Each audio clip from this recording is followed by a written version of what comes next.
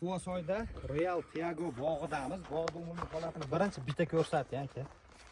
Juda havas qilib qo'yiladigan. O'zini-o'zi changlaydi va valavoydan ham erta pishadigan gilos shu gilos bo'ladi. Mana buni hosilini ostida bilan ko'ramiz. Mana. G'uj meva. Buni qarang, o'zimizning местный sortlarimiz endi valavoylar olmayapti, o'zini changlatmayapti. Bular o'zini 100% changlatadi. Mana har birida hosil zo'r. Bog'da sxemasi 5 ga 3 bo'lgan. Bu tomonini ham ko'rsating. 5 ga 3 sxemasida ekilgan. Mana shu holatda mana adreskalarini chiroyli qilib qo'yishgan. Xudo xohlasa buni pishgandan ham videosini qo'yamiz. Mana holati. Xudo xohlasa ko'rsatishimizdan maqsad kuz oyiga ko'chatlarni ko'paytirib qo'yganmiz. Nomerlarimiz pastda yozib qoldiramiz. Bemalol telefon qilsanglar bo'laveradi. Shuni ham bitta ko'rsating aka.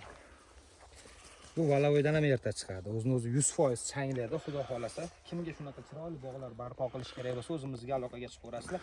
Bog'ni shunday ko'rsating aka. Bittadan like bossa arisa kerak. Bu tomoniga o'tib ham shunday ko'rsating. Mana bog'ni umumiy ko'rinish. Sog' bo'linglar, bittadan like bosib qo'yinglar.